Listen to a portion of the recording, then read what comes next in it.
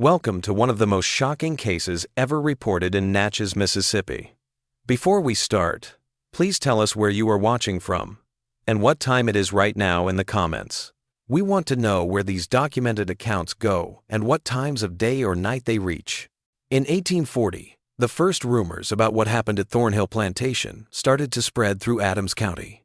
Thornhill was one of the richest cotton plantations in the area. It was 17 miles northeast of Natchez, Mississippi, along the old Natchez Trace.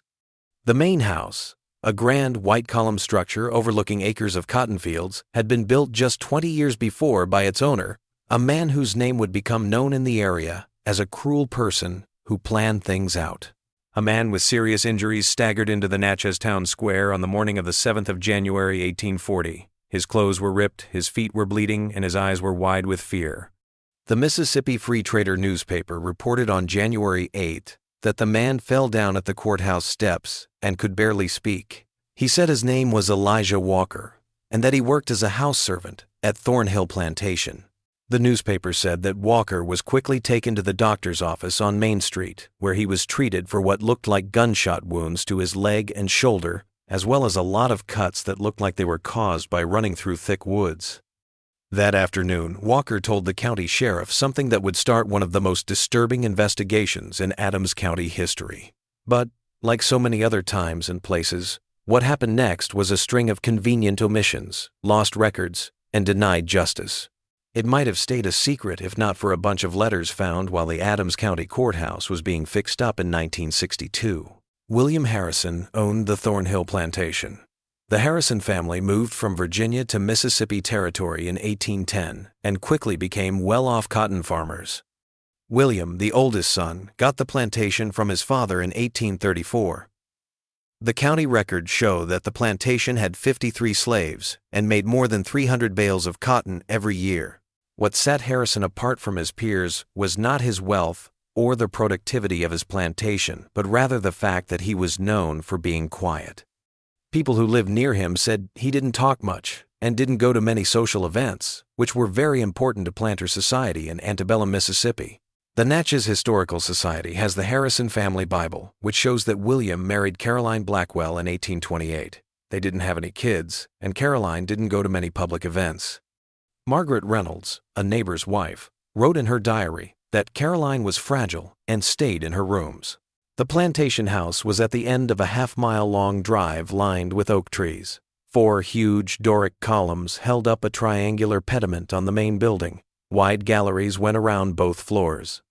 There was a separate kitchen building behind the main house, and a covered walkway connected the two.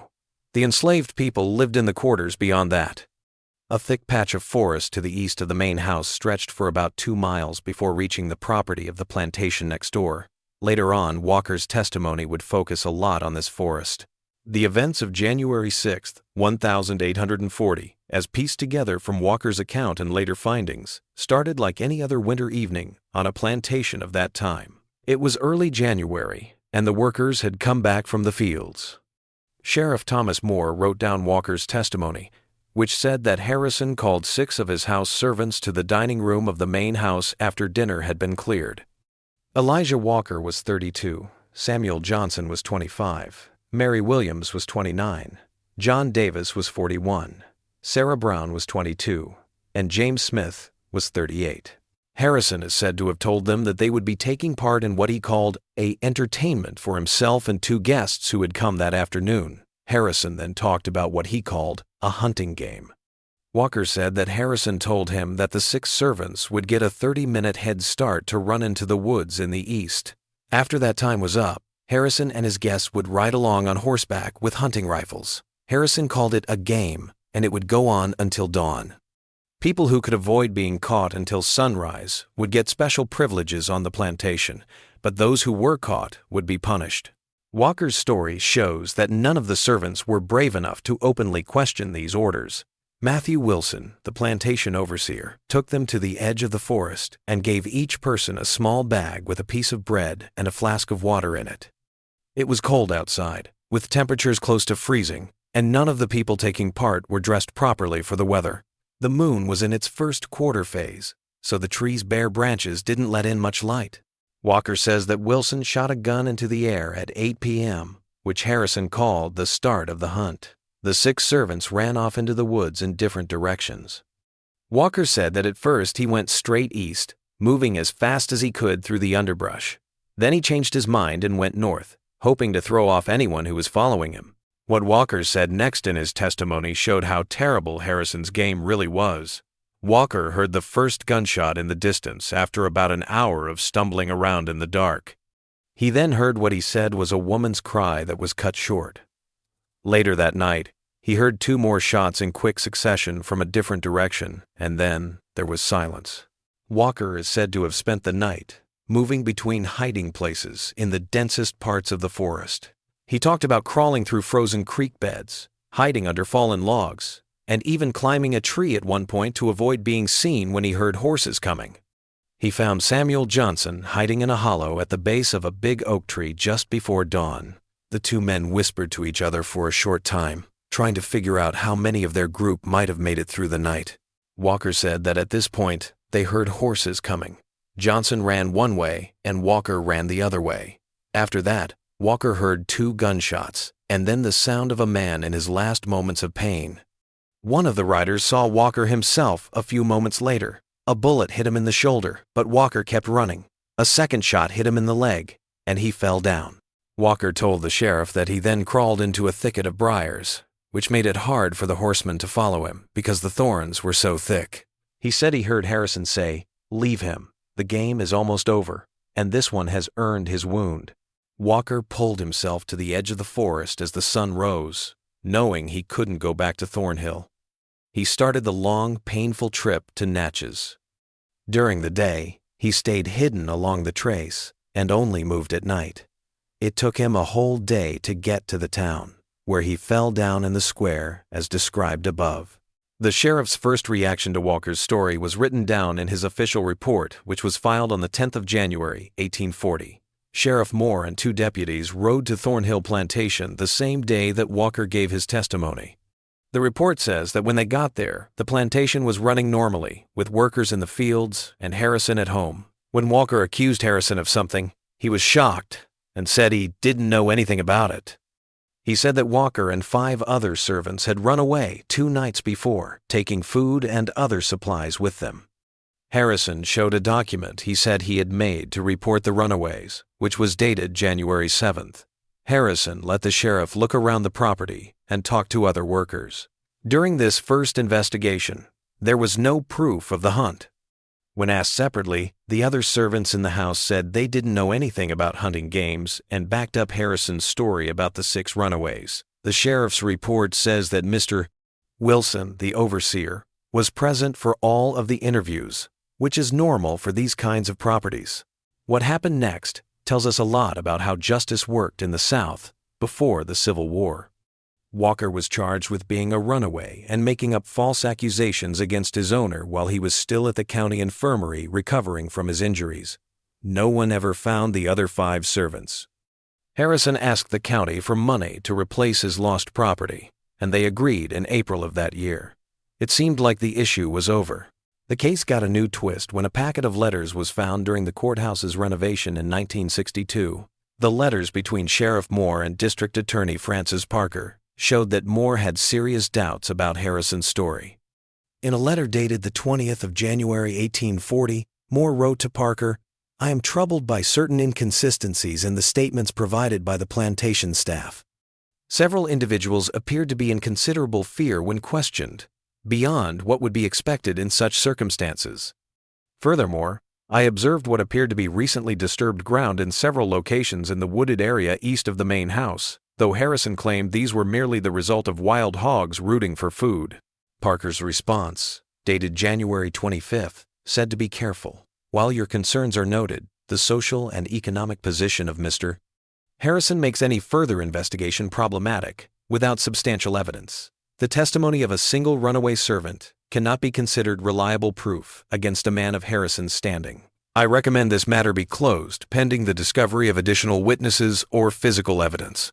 There was no official record of any such evidence.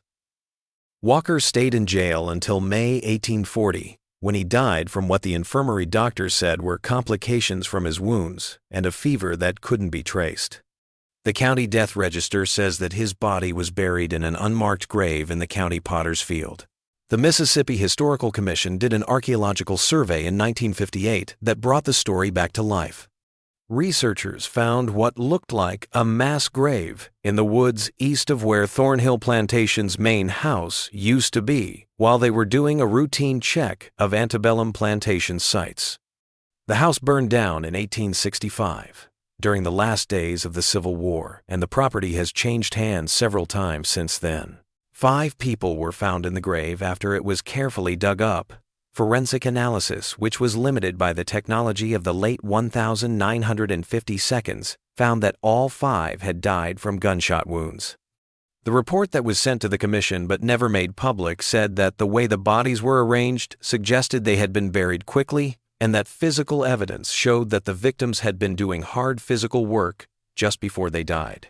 Researchers from the commission found another troubling piece of evidence in the private journal of Dr. James Wilson, the county doctor, in 1840. An entry from January 12th talks about how they treated a man named Edward Collins for a bad dog bite on his forearm. The journal said that Collins was a visitor staying with William Harrison. The journal entry says that Collins said he had been bitten while hunting in the woods at night, which the doctor thought was strange enough to mention. One of the most frightening things found in 1961 among Robert Taylor's belongings was a document. Taylor was Harrison's overseer from 1842 until the plantation was destroyed. The document, which was apparently a personal memoir written by Taylor in 1870 but never published, included this passage. I came to work at Thornhill 2 years after what the house servants referred to in whispers as the night of the hunt. None would speak of it directly, but from fragments gathered over years, I pieced together that Harrison had indeed engaged in some manner of twisted sport using human quarry. What I could never determine was whether this was a singular event or one of many such entertainments.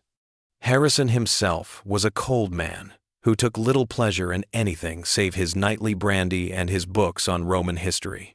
He had a particular interest in the gladiatorial games, and his library contains several volumes on the subject. I once overheard him remark to a visitor that the Romans understood that power is most keenly felt when one holds absolute dominion over life and death. The visitor, evidently uncomfortable, changed the subject. Taylor's memoir says that Harrison became more and more reclusive after 1845, rarely leaving the plantation and turning away most visitors. His wife, Caroline, died in 1847 of what was called nervous exhaustion, but people in the area thought she had killed herself. Harrison died of heart failure in 1863 and had no children to carry on his name. The plantation went to a cousin in Virginia who never lived there. Instead, he hired Taylor to run the property until it was destroyed in the war. Locally, the woods east of Thornhill were called Whisper Woods, and both white and black people in the area stayed away from them. WPA writers gathered local stories in the 1,930 seconds that tell of people hearing what they said were ghostly cries and the sound of running feet when they passed by the old plantation at night. People often connect places with tragic histories to supernatural events, but these stories also show how deeply the events at Thornhill had affected the community's memory, even when the specifics were lost. In 1964, historian Margaret Johnson tried to write a full history of the Thornhill case based on the new evidence that had come to light. Several academic publishers turned down her manuscript, The Thornhill Hunt, Leisure and Power in Antebellum, Mississippi, because they thought it was too sensationalistic and could hurt the state's historical image. After Johnson died in 1968, her research notes and manuscript draft were given to the University of Mississippi Archives. They stayed there uncatalogued until 1982. We will never know the whole truth about what happened in those woods on the 6th of January, 1840. The broken pieces of evidence point to William Harrison, a rich and powerful man, setting up a deadly hunt where people were the prey, possibly for the entertainment of visitors. It looks like Harrison's power, the social structures that made the testimony of enslaved people worthless compared to that of their owners, and local officials' deliberate hiding of evidence all worked together to cover up the event. It is still not clear if this was a one-time thing or part of a pattern of behavior. The lack of similar reports may indicate the former, yet the culture of silence and fear prevalent in plantation life could have effectively obscured other comparable incidents. Harrison's interest in Roman blood sports, as Taylor writes in his memoir, suggests that he thought of his power as having complete control over other people's lives. Thornhill Plantation is now private farmland, and there are no signs of the main house or any of the outbuildings. Locally, a small creek that runs through the Old Whisper Woods is called Walker's Run, but not many people who live there now know why. A small memorial stone was put up at the Adams County Historical Museum in 1973 to remember the unnamed victims of plantation violence. There is no mention of Thornhill or Harrison on the stone. The story of the Thornhill Hunt, which happened almost 200 years ago, is a powerful reminder of how dangerous it is to have too much power without law or moral limits. It also shows how easy it is for people in power to change the official history when they have a reason to keep a certain story about the past going. The woods where Elijah Walker and his friends ran for their lives that night in January have mostly been cleared for farming. The trees that used to hide both the predator and the prey are gone. Plow and harrow have turned over the ground where the victim's blood fell many times. But there is still some record of that night in history, in the bits of evidence that survived efforts to get rid of them, and in the stories that local people have passed down through the years. Isaiah Turner, a former slave who was in his 82nds at the time, was interviewed in 1898 as part of a collection of stories from people who had been enslaved. Turner, who lived on a nearby plantation in the 1842nds, made a short but scary comment about Thornhill. There were places you didn't go, even if the master told you to. One was the woods by Harrison's place. People said the trees there had seen things no eyes should see, and the ground remembered what was done there. Even the white folks didn't go there if they could help it. Some things even the earth don't forget. In 1965, the court sealed the papers related to the Thornhill case after descendants of families connected to Harrison asked for it. The official reason given was to protect family privacy and the integrity of history, but critics said it was just another attempt to hide an uncomfortable truth. The record stayed sealed until 2002, when the Mississippi Public Records Act let researchers see them. An unexpected source gives us one last word on this case.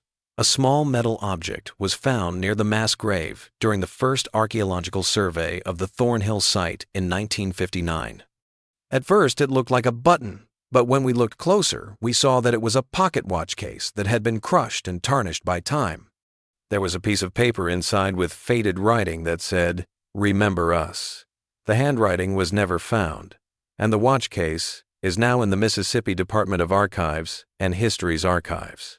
The forest may be gone, the house may be in ashes, and most of the people who saw it happen may be dead. But the sound of footsteps running through the winter woods that night in January will always be there.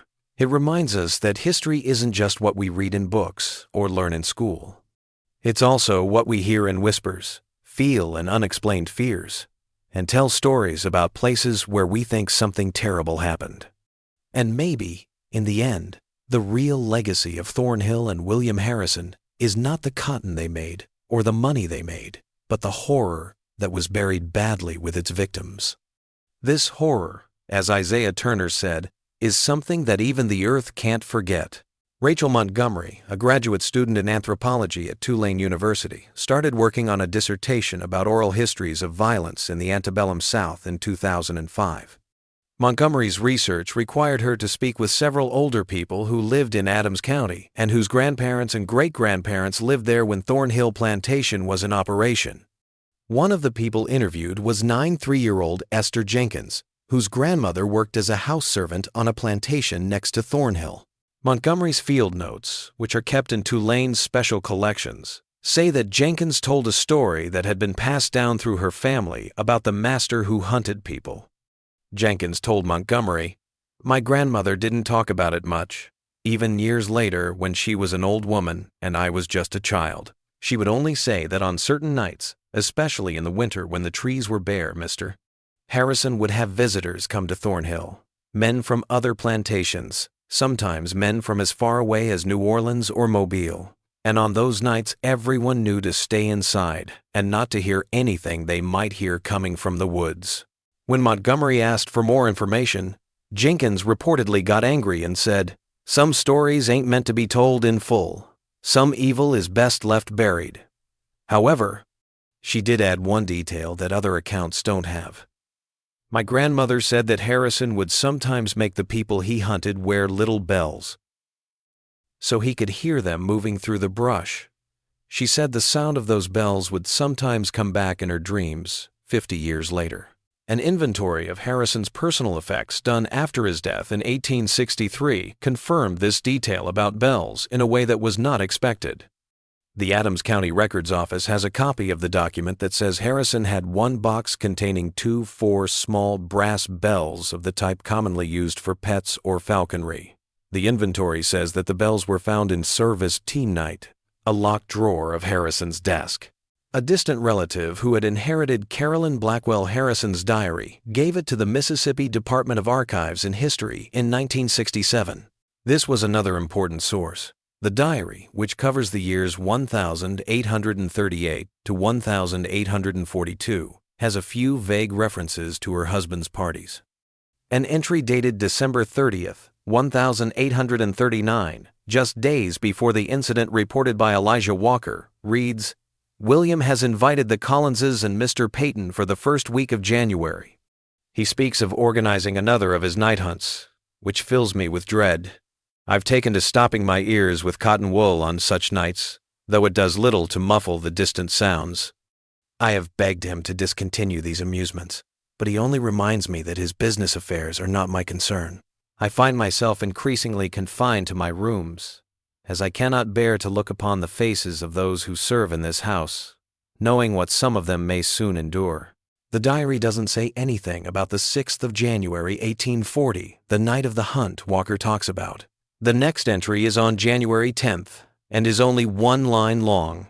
"I am undone by what has happened. May God forgive him, for I cannot." After this entry, Caroline didn't write again for a few weeks. A medical record from October 1846, less than a year before Caroline died, says that she went to see Dr. James Wilson for what was called severe melancholia and nervous exhaustion. The doctor's notes said that Mrs. Harrison has a constant fear of the woods near her home and gets very upset when she hears hunting horns or gunfire. She also has nightmares about being chased through the woods and hearing bells. Further insight into the Thornhill hunt comes from an unexpected source: the personal correspondence of Edward Collins, one of the visitors mentioned in Caroline's diary, and the same man treated for a dog bite by Dr. Wilson.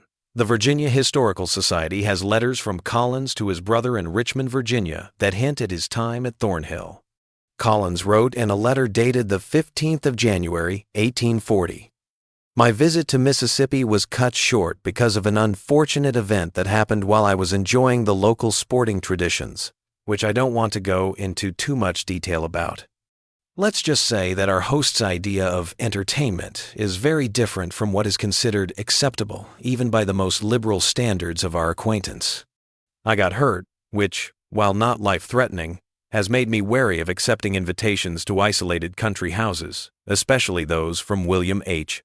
The mention of local sports traditions and Collins' unwillingness to go into more detail in writing suggests that he was indeed a participant in the hunt that Walker wrote about. Dr. Wilson's journal entry about treating Collins for a dog bite fits with the mention of an injury. This makes it possible that Harrison used dogs as part of his hunt, but no other sources say this directly.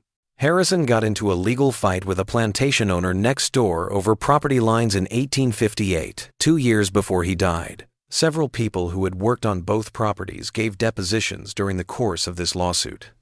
There is a telling part in one deposition given by a man named Thomas Green, who worked as a stable hand at Thornhill for a short time in the early 1842. When asked about his time at Harrison's plantation, Green stated, "I left that employment after 3 months, as I could not abide the atmosphere of the place.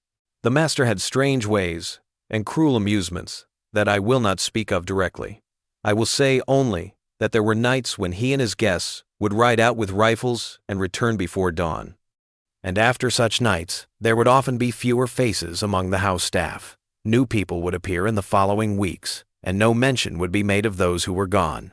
The judge in charge of the property dispute sealed the deposition because he thought it was not relevant to the case and could be slanderous. The Mississippi Historical Society, founded in 1969, while going through all of the antebellum legal records.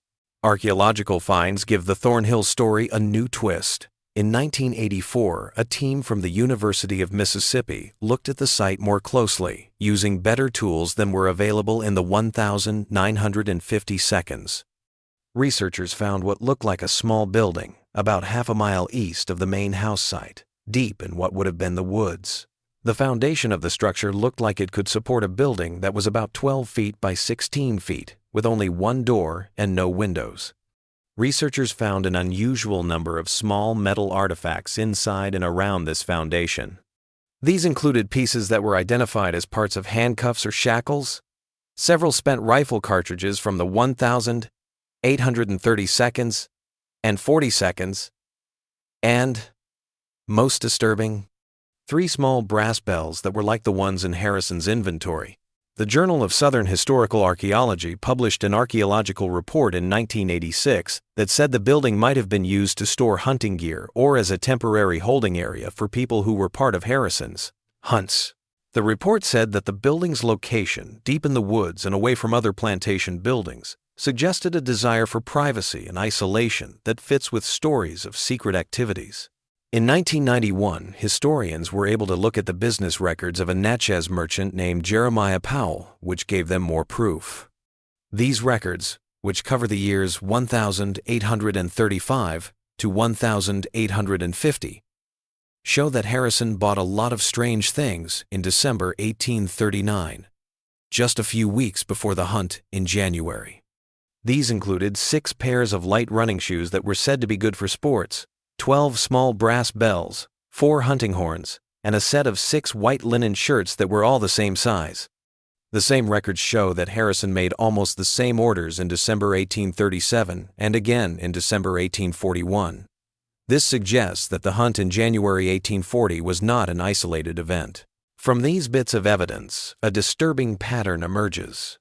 It looks like William Harrison, possibly inspired by what he read about Roman blood sports, had started using people as prey in organized hunts. These things seem to happen many times over the years, usually in the winter when the forest's bare branches made it easier to see at night, and often with guests present. The victims were mostly house servants, probably because their disappearance would be more noticeable and have a bigger effect on the other staff, which would make Harrison's power stronger through fear. The January 1840 hunt is different because it had a survivor. Elijah Walker's escape and testimony made a record that Harrison and the local authorities couldn't completely hide, no matter how hard they tried. For more than 100 years, the ripples from that one act of survival spread out, slowly revealing the truth about Thornhill. We will never know how many hunts Harrison went on. Records of deaths in the county during this time are not complete, and the fact that deaths of enslaved people were not recorded makes it impossible to know exactly how many people may have been hurt by Harrison's cruelty. The archaeological evidence of several grave sites in the woods suggests that the death toll may have been high over the years. In 2010, ground-penetrating radar was used to look at the old wooded area of Thornhill Plantation. The American Journal of Physical Anthropology published the results, which showed that there are at least 3 more possible grave sites, like the one that was dug up in 1958. We haven't disturbed these sites out of respect for the dead and because modern archaeological ethics say that burial sites should not be disturbed. The story of Thornhill also shows how the bigger systems that let these horrible things stay hidden worked. As a wealthy plantation owner, Harrison had almost complete control over the people he enslaved and a lot of power over the local police and courts. The social and legal systems of the time were set up to protect the interests of men like Harrison, even when those interests included killing people for fun. Several recent academic studies on the psychology of power and cruelty have used the Thornhill case as an example. Historians and psychologists have compared Harrison's hunts to other times in history when people were used as prey, such as in the Roman arena and in modern war crimes. The common theme in these analyses is how systems of absolute power can make people who are less powerful feel like they are less than human and just objects to be used for fun or sport. In 2015, a ceremony was held at the old Thornhill site. It was put together by descendants of families from the area, some of whom think their ancestors may have been killed by Harrison's hunts. A simple stone marker was put near the edge of what used to be the woods. It said, "In memory of those who ran through these woods, hunted like game, but were human in every way that matters. May their courage be remembered, and their suffering never happen again." Historians, people from the area, and people from several organizations that work to preserve history were all there for the ceremony. One of the people who came was Marcus Johnson, an 80-year-old retired history teacher who grew up in Adams County. Johnson told the Natchez Democrat that his great-grandmother used to tell him and his siblings to be home before dark because that's when the hunters came out. They thought it was just something adults said to scare kids into behaving, but there was a real fear in her voice when she said it. She would tell them that her grandmother had seen men with rifles riding through the woods at night, chasing people who ran ahead of them, and that the sound of those footsteps never really went away.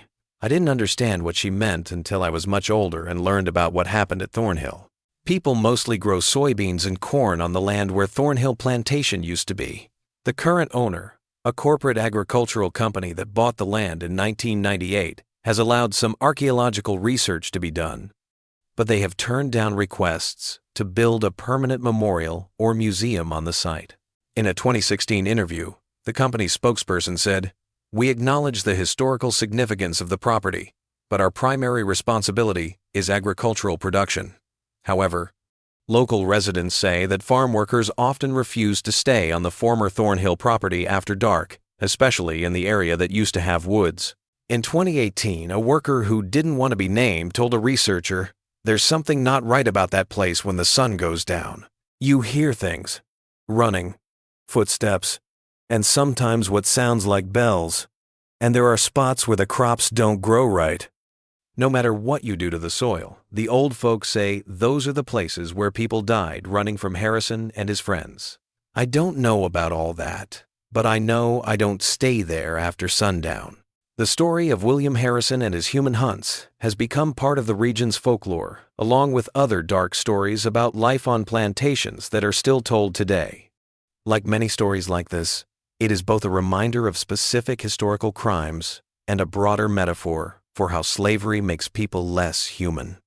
The picture of people being hunted like animals in the dark shows how horrible a system that took away people's dignity and allowed almost unlimited cruelty really was. In the end, all that is left of the Thornhill hunts are bits and pieces. Archaeological evidence, scattered documents, oral histories passed down through the years, and the landscape itself, which still holds memories of fear. These pieces tell a story of power being used in the worst way possible, and the systems that kept this abuse hidden for so long. Elijah Walker, the man whose desperate flight to Natchez finally brought the story to light, may have the last word on Thornhill. Walker didn't write anything down, but his voice can be heard in the sheriff's report and the newspaper articles that briefly talked about his arrival in the town square. His act of survival and testimony, even though it was first ignored and punished, was the first crack in the wall of silence that surrounded Harrison's crimes. Over the years, that crack would get bigger and bigger, until it was impossible to hide the full horror of what happened in the woods east of Thornhill. When we think about the story of Thornhill today, it reminds us how easily cruelty can grow when there are no laws, morals, or basic human empathy to stop it. It reminds us that histories of terrible things often only live on in bits and pieces, in stories that are passed down, in strange things that happen in the official record, and in the fears that people have about certain places. And maybe most importantly, it reminds us that even the most carefully hidden crimes leave behind clues that, with time and attention, can eventually lead to the truth. The woods where Harrison hunted are gone now. They were cleared a long time ago for farming. The bells that used to ring to let people know that desperate prey was moving through the underbrush are now silent.